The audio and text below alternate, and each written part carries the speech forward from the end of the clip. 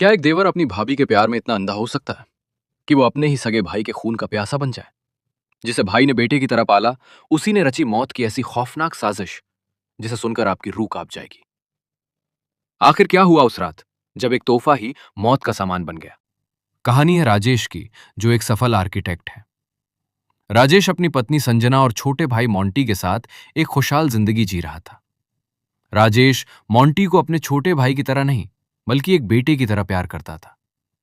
Monty पढ़ाई में कमजोर था और थोड़ा लापरवाह भी, इसलिए राजेश अक्सर उसे जिंदगी को गंभीरता से लेने की नसीहत देता था। राजेश को नहीं पता था कि जिस भाई पर वो जान छिड़कता है, वही अंदर ही अंदर उससे नफरत करने लगा है। मोंटी को राजेश की कामयाबी से जलन थी, लेकिन उससे भी ज्यादा उसे राजेश और संजना के रिश्ते से चिढ़ थी।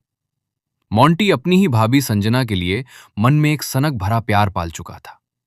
उसे लगता था कि अगर राजेश रास्ते से हट जाए तो संजना उसकी हो जाएगी। मोंटी के जन्मदिन पर राजेश और संजना ने उसे एक नई स्पोर्ट्स बाइक तोहफे में दी।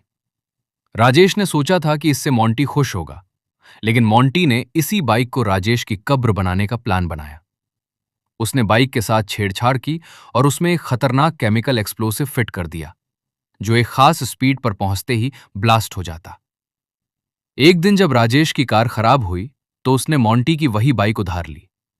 खाली सड़क देख राजेश ने जैसे ही बाइक की रफ्तार बढ़ाई, एक जोरदार धमाका हुआ और राजेश की मौके पर ही मौत हो गई।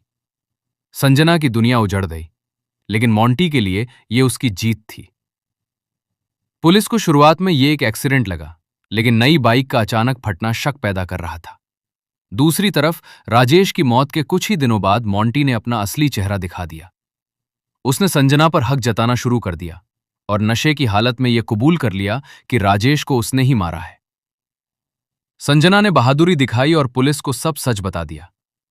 मोंटी की सनक ने न सिर्फ उसके भाई की जान ली, बल्कि उसे जेल की सलाखों के पीछे पहुंचा दिया। दोस्तों, यह कहानी हमें सिखाती है कि ईर्ष्या और गलत नियत इंसान को हैवान बना देती है।